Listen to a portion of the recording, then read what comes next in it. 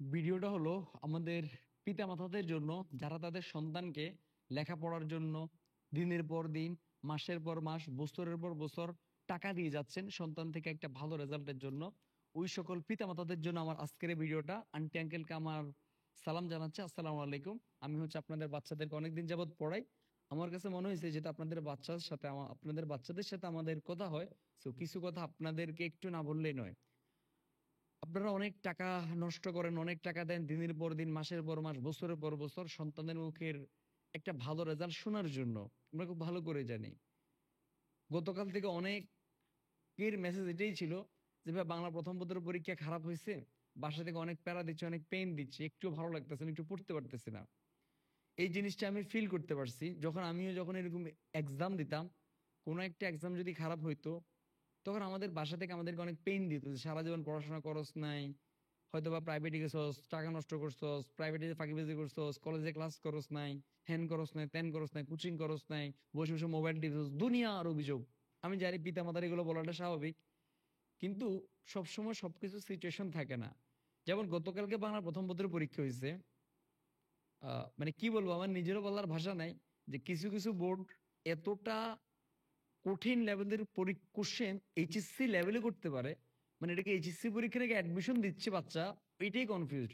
এটাকে এইচএসসির কোশ্চেন নাকি অ্যাডমিশনের কোশ্চেন, কিছু কিছু বোর্ড এতটা ঘুরিয়ে কোশ্চেন করছে।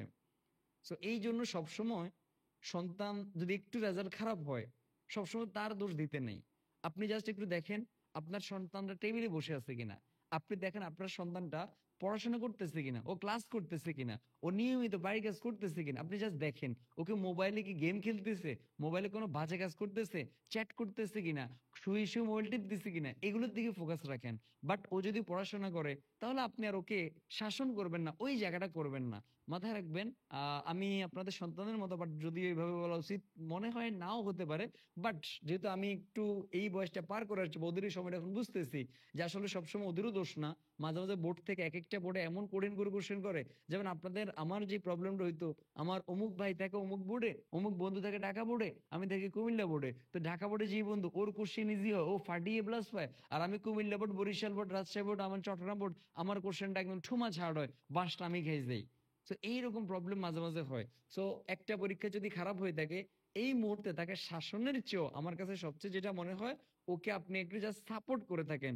যদি দেখেন যে না ও চেষ্টা করছে, ও পড়াশোনা করছে, তবুও যদি ও ভালো রেজাল্টটা এই জায়গাতে প্রথম সাবজেক্টে নাও আসতে পারে বা নাও আসে, আপনি ওকে এখন শাসনটা না করে, বকা না দিয়ে, ধমক না দিয়ে ওকে সাপোর্ট করেন। ঠিক আছে, তুমি তোমার চেষ্টা করে যাও, প্রথমটাতে চেষ্টা করতে পারো নাই, দ্বিতীয় পত্র দিয়ে কাভার করো। আপনার এই একটা সাপোর্ট, আপনার একটা কথা আপনার পুরো সন্তানের লাইফটাকে চেঞ্জ করে দিতে পারে। কারণ আমি তো সন্তান, আমি জানি পরীক্ষা দিয়ে বের হলে মাথার মধ্যে সবচেয়ে বড় টেনশন থাকে, আব্বু যখন জিজ্ঞেস করবো বাসার মধ্যে ঢুকের সময়, বাবা পরীক্ষা কেমন দিছো, আম্মু যখন কল দিবে, আব্বু যখন কল দিবে, আম্মু যখন জিজ্ঞেস করবে বাবা পরীক্ষা কেমন হয়েছে, তখন আমি পরীক্ষা না ভালো হইলেও কেমনে আব্বুর আব্বু আমার ভালো হয় না, তাহলে তো আব্বু আমার উপর রাগ করবো, আব্বু আমাকে বকা দিবে। পরীক্ষার হল থেকে বের একটা ছেলের বা একটা মেয়ের প্রথম টেনশনে থাকে এটা। এই জন্য আন্টি আঙ্কেলদেরকে বলবো, আপনার ছেলে মেয়েকেও যদি একটা এক্সাম বা কোনোভাবে যদি দু একটা এক্সাম খারাপ হয়েও থাকে, ওই সময় সে ওকে বকা না দিয়ে, প্যারা নাই, ইনশাল্লাহ তুমি পারবা, আপনি তো দেখছেন ও চেষ্টা করছে, আপনিও দেখছেন ও পড়াশোনা করছে, তাহলে আপনি যদি ওকে প্রেশার দিয়ে থাকেন, ও চেষ্টা করেও যখন পারে না, এই যে একটা মানসিক যন্ত্রণা, আবার যখন ও টেনশন করে আমি আজকে আব্বুকে কি বলবো, আমি আজকে আম্মুকে কি বলবো, এর উপর আপনি যদি ওকে আরেকটু বকা দেন, এই ছেলেটা দ্বিতীয় পত্র পরীক্ষায় বা এই মেয়েটা দ্বিতীয় পত্র বা দ্বিতীয় পরীক্ষা বসার সাহস পাবে, বা বসতে গেলে তো আবার মাথায় টেনশন, এখানে যদি কোনো একটা কিছু হয় আমি আব্বুরে কি বলবো, আমি আম্মুরে কি বলবো, আমার কি হবে। তো এই সময় ওদেরকে শাসন সবসময় করা ভালো, বাট এই সময় একটু ওদেরকে সাপোর্ট করবেন। বাট হ্যাঁ, ও যদি মোবাইল উল্টাপাল্টা কাজ করে, চ্যাট করে, শুয়ে থাকে, ধাম করে তো থাপড়ে ঠিক করে ফেলবেন। বাট যেই ছেলে বা যেই মেয়েটা পড়াশোনা করে চেষ্টা করে, ওকে এই সময় শাসন না করে একটু সাপোর্ট করবেন। কারণ আমরা, আপনারা বাবা মা, আমি নিজেও যেহেতু ছিলাম, আপনাদের একটা কথা, আপনাদের একটা সাপোর্ট এই সময় মনে হয় আমার মানে মাথার উপর একটা কি পরিমাণে একটা প্রেসার মানে কমছে।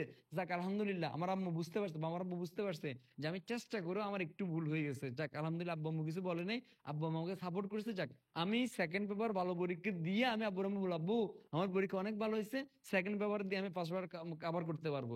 এই সাপোর্টটা দেন, দেখুন ওরা আপনাকে ভালো ফিডব্যাক দেবে। আর সন্তানদের যারা আছো, আমি তোমাদেরকে বলি, পড়াশোনা করো, হাবিজাবি টাইম নষ্ট করিও না, বুং বাং বড় বড় পীরদের ক্লাস করবে 1 ঘন্টায় সব শেষ, এসব না। বরঞ্চ প্রত্যেকটা বোর্ডের জন্য আলাদা আলাদা ভাবে পড়াশোনা করো। তুমি যেই বোর্ডের স্পেশালি ট্রাই করবা, ওই বোর্ডের বিগত সালের অল কোশ্চেন সলভ করবা। আর আমি আমার জায়গা থেকে যে চেষ্টাটা করব, তোমাদের প্রত্যেকটা বোর্ডের জন্য আলাদা আলাদা করে সাজেশন ভাই করে দিবেন ইনশাল্লাহ। আর যদি ভাই সুস্থ থাকে ইনশাল্লাহ খুব ভেরি সুন, আজকের মধ্যে হয়তোবা প্রত্যেকটা বোর্ডের জন্য আলাদা আলাদা সাজেশন পেয়ে যাবা। সকলের জন্য শুভকামনা। ভাই যা যা দিবে এগুলো পড়িও, এরপরে নিজেও বাসার মধ্যে পড়ার চেষ্টা করি ইনশাল্লাহ। বাংলা দ্বিতীয় পত্র দিয়ে তোমাকে তোমার লাইফের বেস্ট কামব্যাকটা দিতে হবে।